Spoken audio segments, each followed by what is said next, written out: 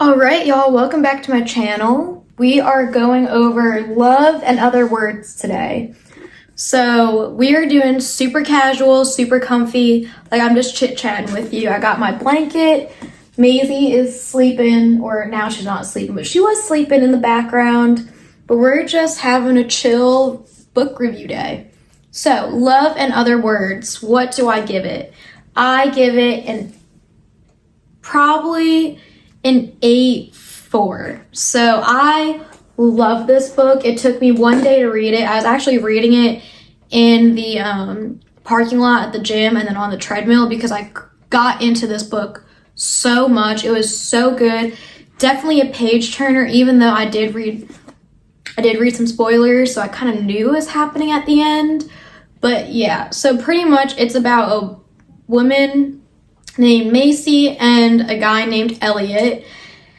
I'm not even going to try to pronounce their last names, but pretty much this is a friends to lovers trope. So Macy and Elliot have known each other since I think they were 12 when they met. So they were in like middle school, and pretty much Macy's mother died from cancer, and so her father bought like a vacation house.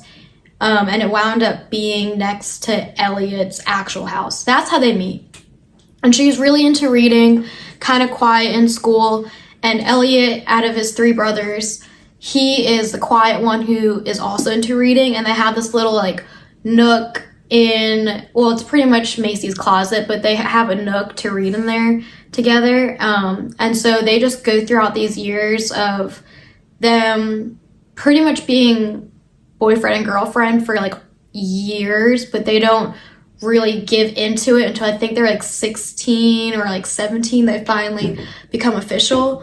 But yeah, it's a friends to lovers trope that's pretty freaking spot on. I thought it was beautiful. But pretty much what happens is this book is a flashback and present time back and forth type of chapter switch.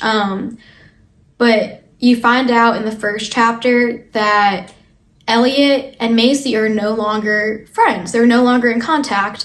And they see each other in public one day, and then they just rekindle everything. However, Macy is engaged, so that kind of threw it in a loop.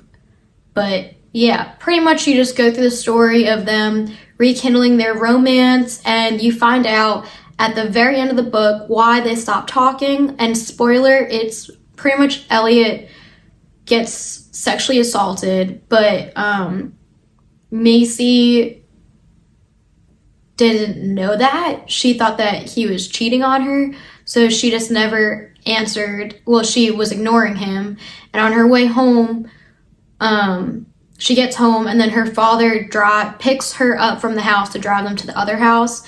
And on that drive, he gets in a car accident and dies. And so Macy blames the whole situation on Elliot cheating on her, when really Elliot had no idea what was going on. Not sure if that made any sense, but that is the premise of this book and the spoiler of the ending. But it's a beautiful book. I really enjoyed it. I do have one quote. Two quotes. The book was just so quotable, and this is what happens when I read a really good book, is that when it's super quotable, I don't highlight anything in it, which sucks, but that's kind of how it works.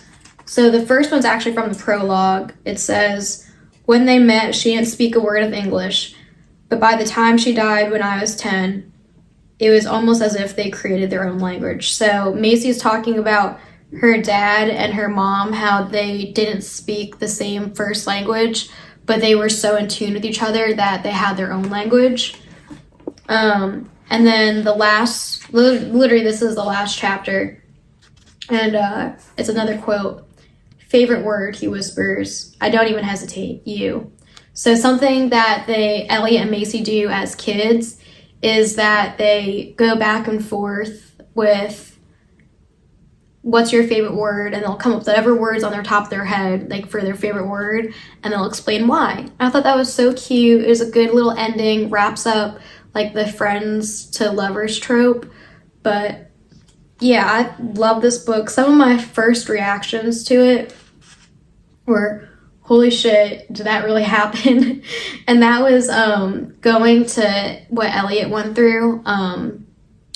He pretty much sleeps with this girl, and Macy thinks that he's cheating on her, but you find out that he's either like really drunk or like drugged to the point that he thinks that the girl that he's with is Macy, but he didn't consent to it. So he was sexually assaulted. But that took me by such a surprise, because I feel like a lot of times, both in like Hollywood movies and TV and in books, a lot of the tragedy happens to the girl when it comes to like sexual assault. So I think that was kind of like a plot twist that Christina Lauren did really well. It was kind of like a surprise, because it's not what you usually see in mainstream media. I also said I love French lovers tropes. I'm a sucker for it. She did a beautiful job of portraying portraying child to adult love. That's pretty much all I wrote, but yeah, it was a really good transition from a childhood friendship into an adult love relationship. I also just think that the way that Christina Lauren wrote this book, there is enough plot twists that it kept me reading, but it was spaced out and written perfectly that I, one, never got bored, but two, there wasn't too many changes in the book that I got distracted. So overall, Love in Other Words, absolutely loved it. I think I gave it an 8.4 in the beginning. I highly recommend reading this. This is my first book I actually ever read from Christina Lauren, so I'm hoping I can read some more. But yeah, if you have any book recommendations, throw them in the comments. It takes me like 1 day to 2 days to read a book if I really like it. Now, if I don't like it, it's like pulling teeth for me to finish it. But I really hope that y'all give some suggestions. I'm always open to new books. But yeah, thanks for watching my video. Subscribe and watch for more videos. I do vlogs, book reviews, product reviews, everything under the sun. So thanks, y'all.